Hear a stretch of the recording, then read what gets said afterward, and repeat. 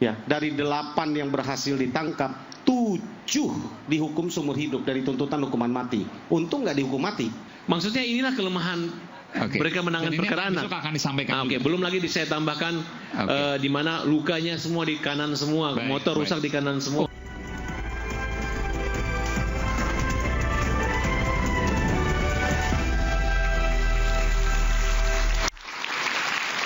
Sampai pada sesi terakhir rakyat bersuara, saatnya untuk menyampaikan rakyat bersuara dari para narasumber kita. Saya mulai dari Ambu Profesor Yenti Garnasi. Silakan. Ya baik. Jadi kita menunggu sampai ada PK karena memang formalnya seperti itu. Tapi sampai saat ini ya itu putusan kasasi. Tapi bahwa ada kecurigaan bahwa masih ada no viral no justice itu juga sangat menyedihkan. Tapi yang disampaikan tadi kan menukiknya pada polisi terus ya.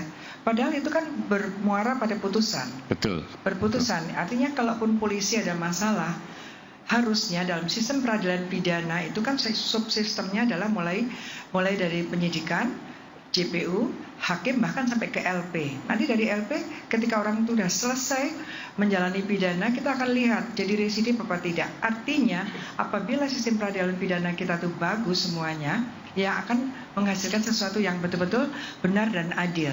Nah, sekarang begini, kalau ada kecurigaan bahwa penyidikan ada masalah, ada ini itu dan sebagainya, dan itu sudah 8 tahun yang lalu. Harusnya dari sistem peradilan pidana itu kita harapkan JPU-nya itu sebagai pengontrolnya. Kalau memang kurang kan dilengkapi, kalau tidak bisa maju ya tidak bisa maju gitu ya.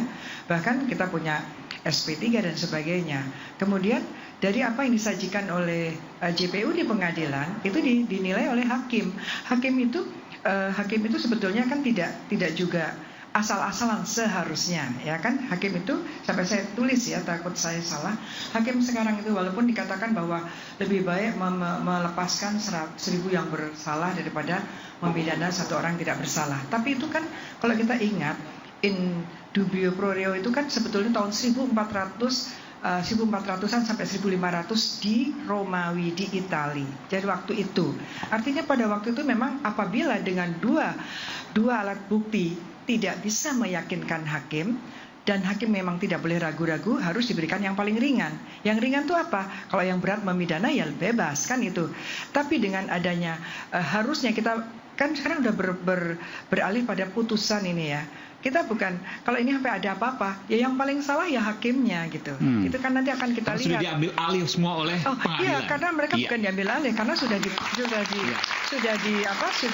diuji pengujian. Saya tolong minta waktu sedikit ya. Hakim itu tidak juga asal-asalan sebetulnya.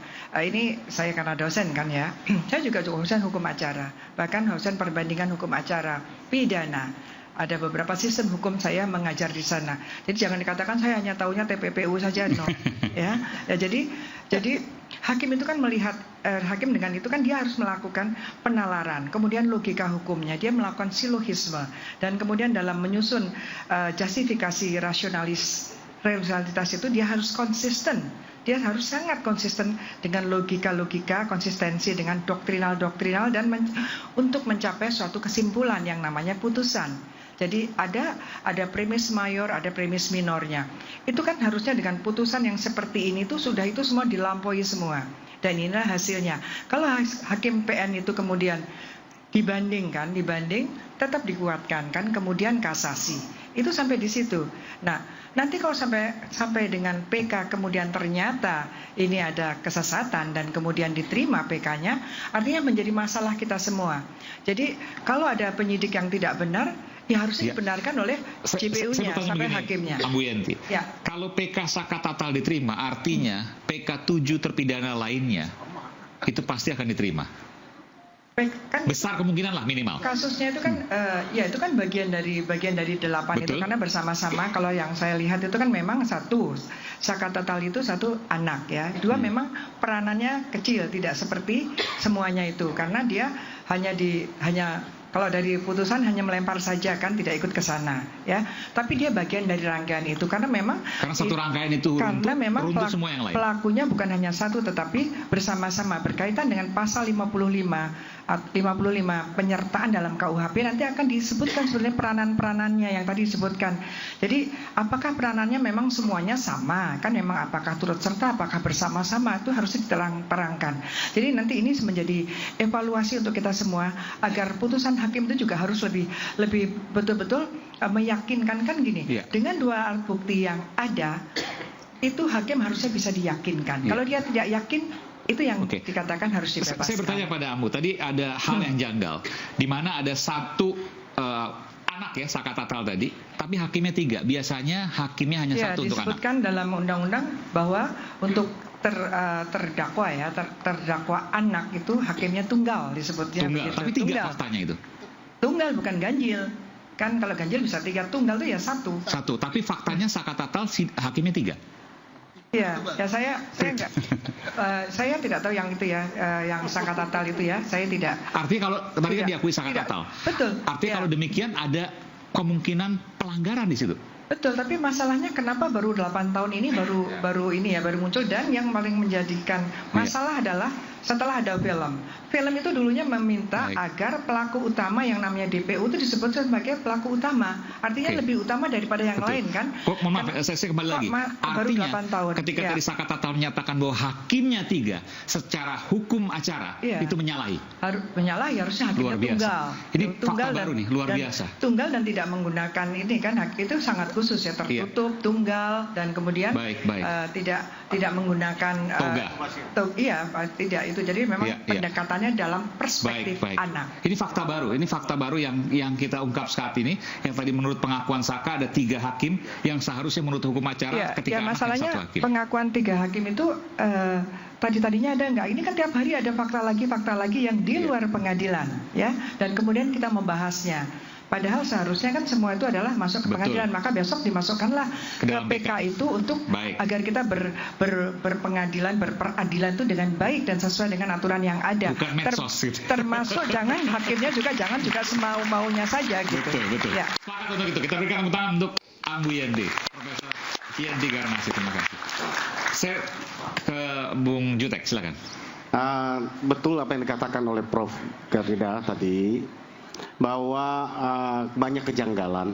Kami tidak menyalahkan institusi polisi saja dalam hal ini. Dalam kenyataannya ini sudah, kalaupun ada oknum. Atau oknum oknum kepolisian, tapi kita tidak menyalahkan institusinya. Bukan kesalahan dari institusi, karena kami melihatnya bahwa ini secara kenyataannya sudah inkrah. Artinya sudah diuji di tingkat 1, banding, dan kasasi. Itu betul. Tapi banyak keanehan-keanehan yang kami sebutkan tadi ini juga tidak boleh dibiarkan. Artinya kita akan koreksi bersama dari penyidik, mulai dari penyidikan sampai kenapa bisa P21, lalu sampai di sidang, lalu sampai kasasi. Penuh keajaiban dan penuh banyak teka-teki, Mas Aiman.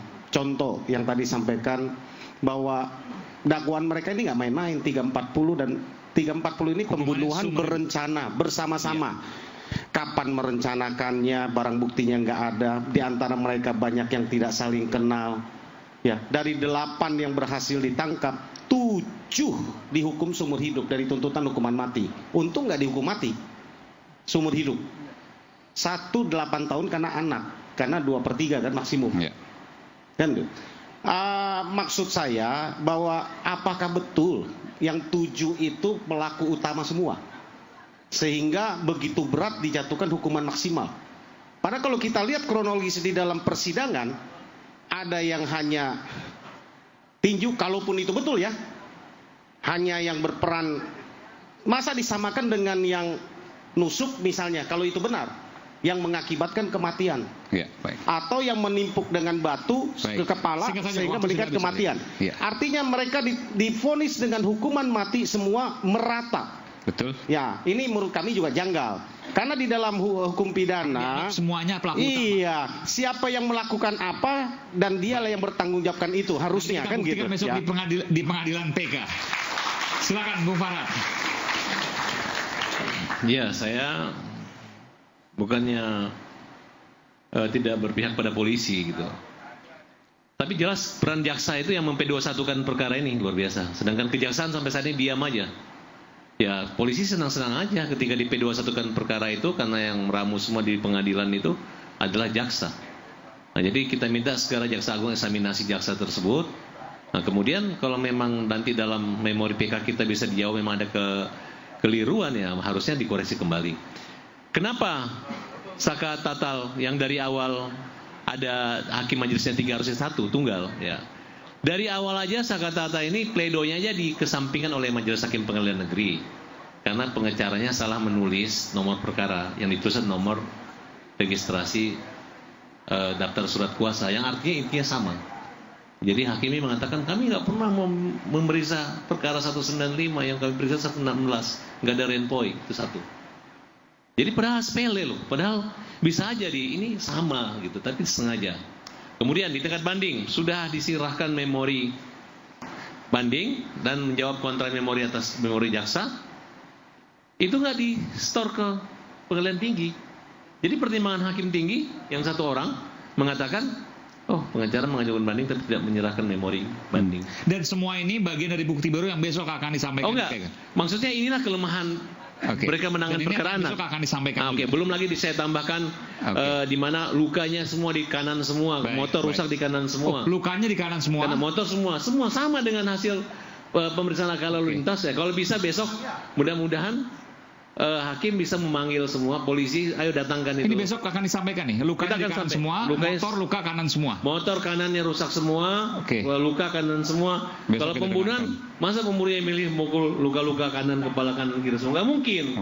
Ya, jadi di sini sudah katakan Bang Roni siap-siap, ini kalah yang berikutnya lagi. PG udah menang malam ini, PK kalah lagi kalian semua.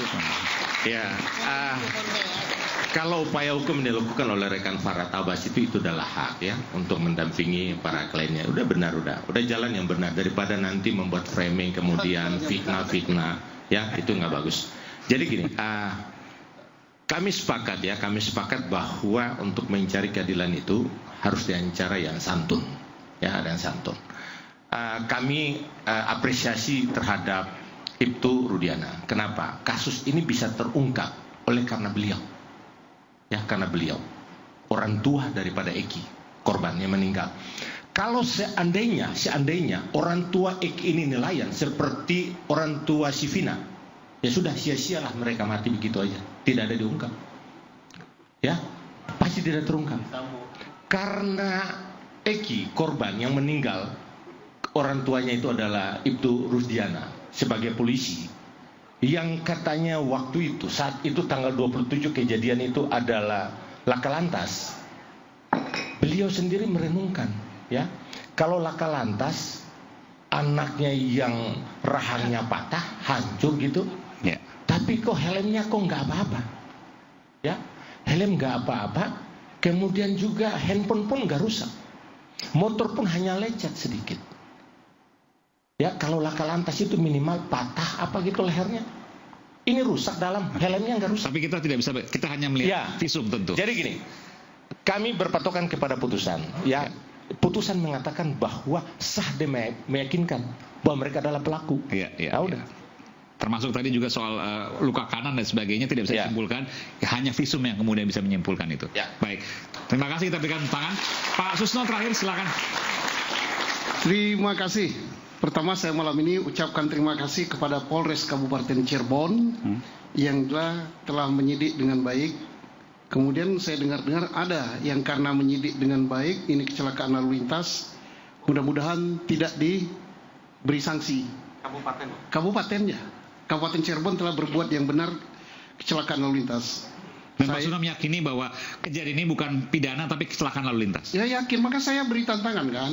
Siapa yang bisa membuktikan ini adalah tindak pidana pembunuhan, saya beri hadiah 10 juta.